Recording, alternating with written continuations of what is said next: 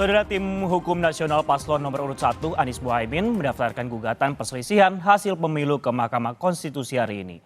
Salah satu hal yang mereka gugat adalah soal pencalonan Wakil Presiden nomor urut 2 Gibran Rakabuming Raka yang prosesnya dinilai menyalahi konstitusi. Ketua Tim Hukum Nasional Anies Mohaimin, Ari Yusuf Amir menyebut banyak terjadi pengkhianatan konstitusi yang dilakukan secara terstruktur, sistematis dan juga masif selama berjalannya pemilu. Sejumlah hal yang digugat kubu Anies Mohaimin diantaranya soal pencalonan Wakil Presiden Gibran Rakabuming Raka yang prosesnya dinilai menyalahi konstitusi sejak awal. Tak hanya itu, Tim Hukum Nasional Amin juga menggugat soal pembagian bansos yang masif serta intervensi aparat penyelenggara pemilu dan pemerintah selama berlangsungnya pemilu. Banyak sekali terjadi pengkhianatan konstitusi yang dilakukan secara terstruktur, sistematis dan masif. Oleh karena itu, kami menyampaikan ini di forum Mahkamah Konstitusi. Ini forum resmi, forum yang legal. Karena kami masih punya keyakinan dengan para hakim Mahkamah Konstitusi untuk memperbaiki citra Mahkamah Konstitusi. Jadi yang kami sampaikan dalam naskah kami, intinya adalah permasalahan pencalonan wakil presiden, calon wakil presiden di 02. Dari awal proses tersebut bermasalah dan lanjutan masalahnya luar biasa. Karena kebetulan calon wakil presiden ini adalah anak seorang presiden sehingga membawa dampak yang begitu luar biasanya. Nah, dampak inilah yang kami uraikan. Bagaimana fakta-fakta yang kami ditemukan di lapangan, pembagian bansos yang begitu masif, aparat penyelenggara pemilu ikut main, aparat pemerintah ikut main, itu semua kami uraikan di permohonan kami. Jadi seandainya nanti ini diterima sebagai satu argumen yang kuat oleh Mahkamah Konstitusi, tentunya kami mengharapkan dilakukan pemungutan suara ulang tanpa diikutin oleh calon wakil presiden 002 yang saat ini. Dan itu diganti, calon wakilnya silakan siapa saja diganti. Mari kita bertarung dengan jujur, dengan adil, dengan bebas. Untuk membahas respon pasca pengumuman hasil pemilu oleh KPU juga telah bergabung bersama kami melalui saluran Zoom Direktur Eksekutif Parameter Politik Indonesia, Adi Prayitno. Selamat siang Mas Adi, terima kasih telah meluangkan waktu untuk bergabung bersama kami di Kompas Siang. Mas Adi, KPU ini kan juga baru tadi malam mengumumkan hasil pemilu 2024. Pagi tadi ini juga tim hukum Amin juga sudah bergerak melayangkan gugatan ke MK. Secepat ini sebenarnya kalau kita lihat nih manuvernya, pandangan Anda ini seperti apa ngelihat manuvernya dari Timnas Amin?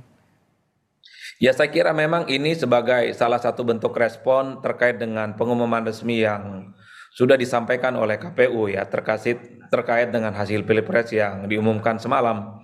Jadi wajar kalau kemudian paslon 1 dan 3 ini bereaksi, mereka akan menempuh jalur konstitusional untuk mengungkapkan dugaan-dugaan kecurangan yang terkait dengan pemilu di 2024, baik selama proses ataupun sebelum pemilu ataupun hasil yang kemudian membuat kontestasi itu dinilai penuh dengan indikasi kecurangan-kecurangan, Mas ya. Jadi bagi saya ini adalah sebagai bentuk bagaimana mereka dua paslon ini 1 dan 3 sedang mencari jalan keadilan ya, karena mereka merasa dirugikan dengan proses ini semua. Tapi kalau mau kita jujur, iris satu persatu, ada beberapa amunisi yang sepertinya sebagai instrumen yang akan mereka pakai untuk menggugat ke Mahkamah Konstitusi ya. Pertama adalah dari segi substansi ya, mereka akan mempersoalkan bagaimana putusan MK yang dinilai bahwa putusan 90 Mahkamah Konstitusi itu cacat secara moral, tapi KPU misalnya meloloskan Gibran Rakabuming Raka sebagai salah satu kontestan sebagai wakilnya Pak Prabowo di 2024. Itu yang disebut dengan gugatan secara substantif, di melampaui angka-angka yang ada ya. Yang kedua, termasuk misalnya soal politisasi bansos, terkait juga misalnya tentang dugaan-dugaan oknum penyelenggara pemilu yang dinilai ya, juga ikut intervensi dan cawe-cawe dalam urusan pemenangan paslon tertentu. Ini kan gugatan-gugatan materi yang sepertinya sedang dipersiapkan. Ada kesamaan yang dimiliki oleh 1 dan 3. Tapi kalau dari saksi ya, kalau saya melihat misalnya kubu 1 ini mencoba untuk menghadirkan misalnya sejumlah KPPS oknum ya yang dinilai tahu persis terkait dengan indikasi kecurangan ini. Misalnya juga akan menghadirkan misalnya kepala desa yang dinilai memiliki pengetahuan, tahu persis terkait dengan dugaan-dugaan kecurangan. Sementara kubu 3, kalau tidak salah pernah diungkapkan, salah satu saksinya itu adalah dari Kapolda katanya, karena dinilai ngerti, paham, dan bahkan mengetahui terkait dengan proses ataupun indikasi kecurangan-kecurangan itu. Endingnya sepertinya dua hal Mas yang ingin dicapai oleh kubu 1 dan 2 itu. Pertama, ya bahwa pemilu ini penuh kecurangan maka perlu untuk diulang. Yang kedua tentu ada harapan Pilpres ini masih terjadi 2 putaran sehingga dalam gugatan itu mungkin ya ada beberapa persoalan terkait dengan rekap yang dinilai janggal dan bisa mengubah hasil pemilu di mana pemilu sekalipun misalnya Prabowo dan Gibran itu unggul tapi ya misalnya pemilunya itu bisa diulang untuk 2 putaran. Saya kira di situ ke arahnya. Ya, dan kalau kita lihat juga dari paslon nomor urut 1 ataupun juga paslon nomor urut 3 ini juga kalau melihat dari apa kemudian yang menjadi substansi ataupun juga permohonan ini juga hampir serupa seperti itu terkait masalah pencalonan, kemudian rangkaian dan juga bansos. Nah, berarti sebenarnya sebelum pengumuman KPU ini Anies Muhaimin ataupun bukan bahkan Ganjar Mahfud, bahkan kalau kita lihat ini Anies Muhaimin bahkan sempat bertemu dengan Surya Paloh dan juga Yusuf Kala, salah satunya ini membahas soal gugatan MK. Apakah artinya memang sudah dipersiapkan jauh-jauh bahkan sebelum pemilu sendiri ini Mas Adi? Ya saya kira memang semua kontestan dalam pemilu mempersiapkan segala sesuatu ya. Selain memang siap untuk menang, mereka juga mempersiapkan skenario terburuk misalnya soal bagaimana pemilu yang diduga penuh dengan kecurangan ini ya bisa diselesaikan di Mahkamah Konstitusi. Jadi kalau mau jujur sebenarnya pernyataan kubu 1 dan 3 ini kan pernyataan yang sering kali kita dengar terkait dengan indikasi kecurangan, aparatus kekuasaan, oknum penyelenggara, bantuan sosial, MK-MK, termasuk misalnya ada mobilisasi misalnya PJ-PJ kepala daerah, kepala desa, dan seterusnya untuk memenangkan paslon nomor 2. Itu kan adalah akumulasi dari bagaimana mereka ini meyakini bahwa pemilu ini tidak berjalan jujur dan adil karena ada intervensi kekuasaan politik yang menurut mereka merugikan ya, terutama 1 dan 3. Oleh karena itu kita tinggal tunggu apakah mulai hari ini, besok dan lusa paslon 1 ini, paslon nomor 3 ini akan melayangkan gitu gugatan hasil terkait dengan sengketa hasil pemilu ke Mahkamah Konstitusi karena waktu untuk mendaftar hanya 3 hari.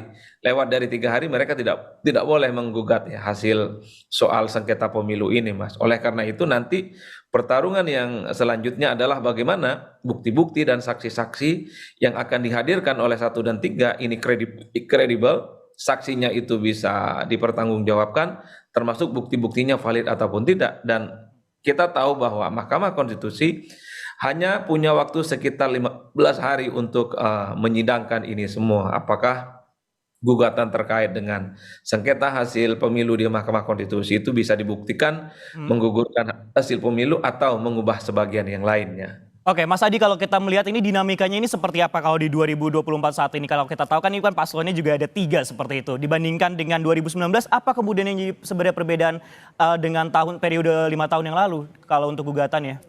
Ya perbedaannya bahwa gugatan terkait kecurangan pemilu ini dilakukan oleh paslon 1 dan 2. Dulu kan hanya dilakukan oleh satu paslon ya, kubunya Pak Prabowo Subianto. Nah yang kedua tentu yang menjadi batu uji terkait dengan dugaan kecurangan di Mahkamah Konstitusi nanti adu kuat soal saksi, adu kuat soal fakta-fakta, Mas.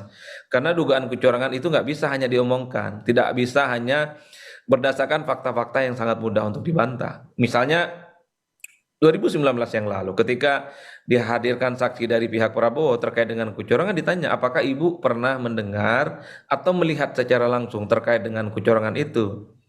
Ditanya hanya mendengarkan dari tetangga sebelah, hanya mendengar dari grup-grup. Ketika ditanya lebih detail apa bentuk kecurangannya mereka tidak tahu. Itu pun saksinya sangat lemah, saksinya pun juga bisa dianulir keterangan-keterangannya. Oleh karena itu saksi sangat menentukan ketika memberikan kesaksian terkait dengan kecurangan di Mahkamah Konstitusi. Jangan sampai saksi yang dihadirkan itu adalah saksi yang sebenarnya tidak tahu persis terkait dengan kronologis kecurangan-kecurangan itu. Karena kalau yang dihadirkan adalah saksi yang tidak kredibel, tidak tahu terkait dengan kecurangan secara pasti, maka dia pasti akan dicecar oleh pihak tergugat, terutama untuk 02 ya. Karena 02 ini kan tidak akan tinggal diam, akan memberikan jawaban dari serangan-serangan yang nantinya akan disampaikan oleh kubu 1 dan 3. Dan ditanya juga apa buktinya dari kecurangan itu. Apakah Bapak Ibu misalnya bertanya kepada saksi, melihat secara langsung, misalnya ada oknum-oknum nakal dari penyelenggara pemilu yang terindikasi untuk bekerja untuk 02. Itu kan repot mat jawabannya. Harus ada bukti.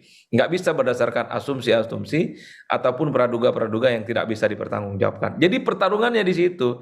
Mestinya 1 dan 3 ini belajar dari 2014, 2019 di mana Pak Prabowo mengajukan soal sengketa pemilu ke Mahkamah Konstitusi, tapi saksi dan fakta-faktanya itu sangat mudah untuk dibantah, sehingga KPU dengan hasilnya sekalipun digugat di Mahkamah Konstitusi tidak bisa digugurkan. Oke Mas Hasilnya. Adi, kalau itu kan tadi kan dari sisi di MK-nya sendiri. Kalau untuk potensi hak angketnya sendiri di parlemen ini seperti apa Mas Adi melihatnya? Saya melihat hak angket ini mulai sayup-sayup kelihatan tidak terlampau serius ya. Karena hak angket ini sebenarnya kalau kita mau menyebutnya sebagai political disobedience, semacam pembangkangan politik ya. Karena sepertinya 1 dan 3 ini tidak percaya dengan proses yang sedang terjadi, di mana laporan ke Bawaslu ini tidak pernah ada ending yang kemudian bisa mengungkap dugaan kecurangan. 1 dan 3 ini juga tidak, hampir mustahil mereka sepertinya juga berharap keadilan di Mahkamah Konstitusi. Maka satu-satunya cara untuk melihat dan melakukan audit investigatif terkait dengan kecurangan pemilu adalah hak angket. Tapi belakangan indikasi ke arah hak angket itu mulai meredup. Misalnya semalam kita mendengarkan Pak Surya Paloh menerima hasil pemilu baik Pilpres dan Pileg dan mengucapkan selamat ya kepada pemenang baik Pilpres dan Pileg. Ini sesuatu di luar nalar karena memang kubu Amin sejak awal menyatakan bahwa mereka akan tegak lurus dan konsisten untuk mengajukan hak angket. Bagaimana mau melakukan hak angket kalau hasil keputusan KPU semalam itu sudah diamini oleh salah satu ketum partai pendukung Amin. Yang kedua, di internal PDIP rasa-rasanya juga belum kelihatan solid. Ketika hak angket ya mulai dibicarakan dalam sidang pembukaan paripurna beberapa waktu yang lalu, Puan Maharani tidak memimpin langsung sidang, bahkan diwakilkan kepada wakilnya.